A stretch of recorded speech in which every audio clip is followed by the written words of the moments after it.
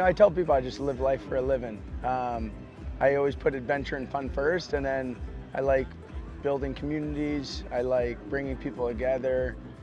I'm the co-founder of Promix Nutrition, co-founder of Rhythm Health and Sweet Honey Farm, and there's all the business accolades, but I like to put adventure and fun first. So I live life for a living.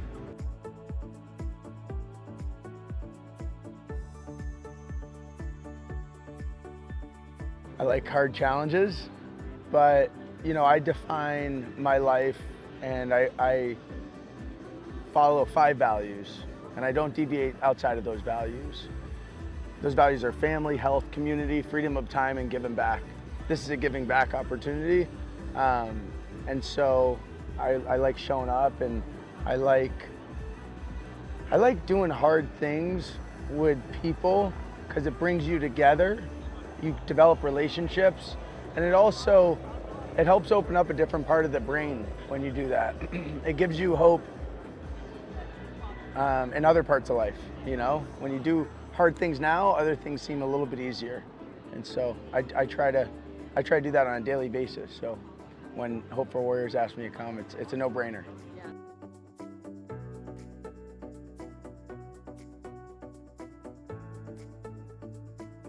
Everyone has a story. All you have to do is ask. There's almost 8 billion people on this planet.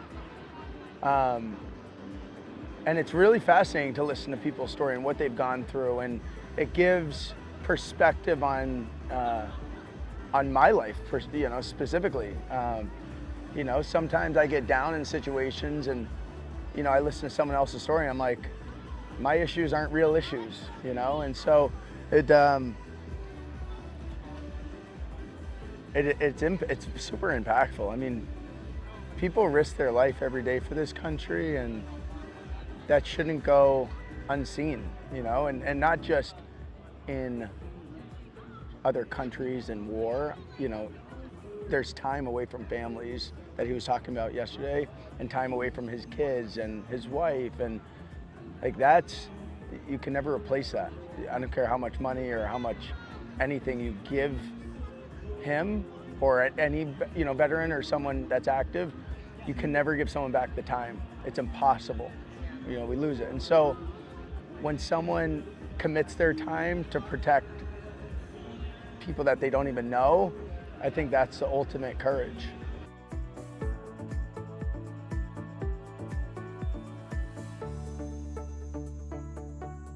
I tell myself that it's just temporary.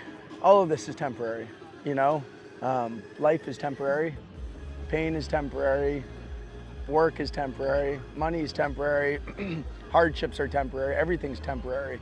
And so when I'm I'm at 28,000 feet on Everest, and there's a cliff that's about to collapse and I'm running out of oxygen, in my mind I'm like, this is temporary, let me get through it and focus on the now.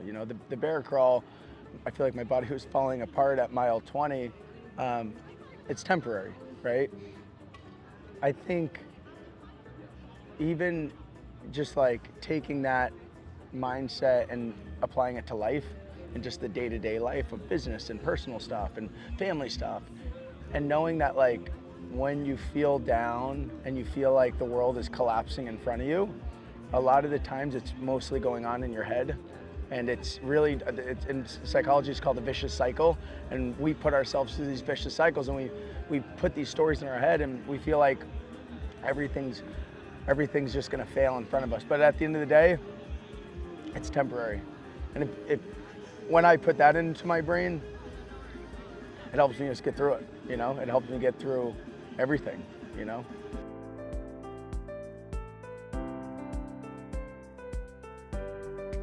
Curiosity. The world's so big.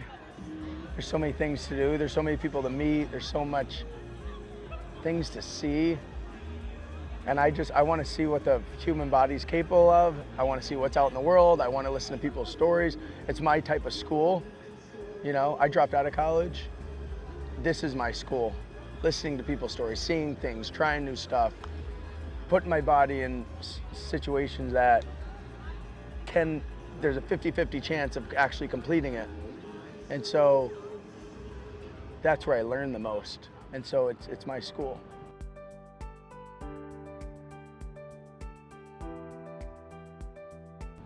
I'm doing Denali next summer, which is the highest point in North America.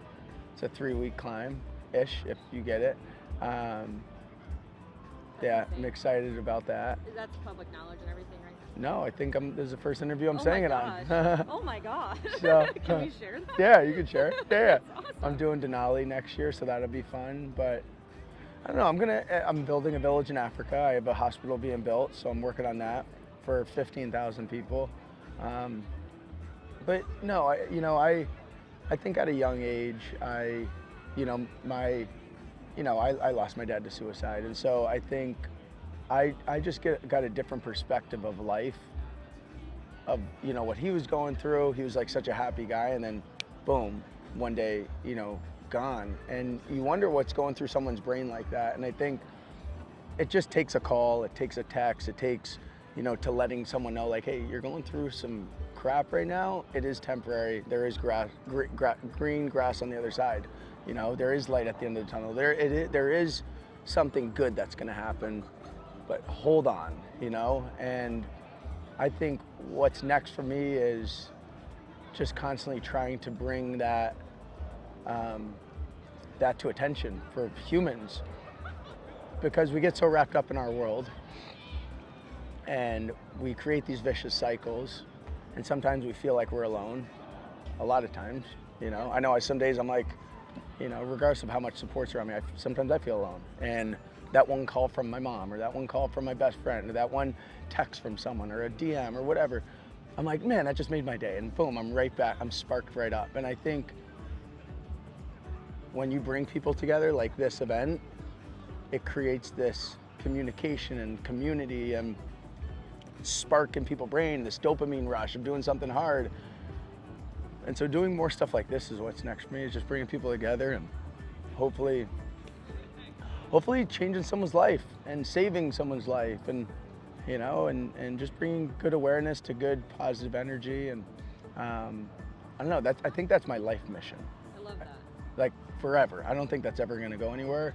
That is what's next, is just helping people wake up happier and healthier.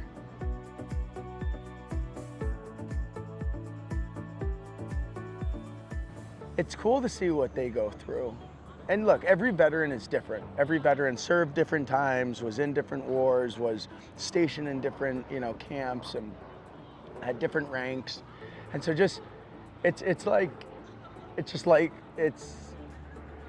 it's listening to someone's journey and story and how they went through it and how they're handling it and now what they're doing and their transition. And so selfishly, it opens my brain into the world, and what's really out there. And I don't know, it's super wholesome. I mean, you feel good. You really, when you listen to some of these stories that these veterans go through, and active military, it makes my issues feel very minuscule, So it just gives you perspective. Gives me perspective.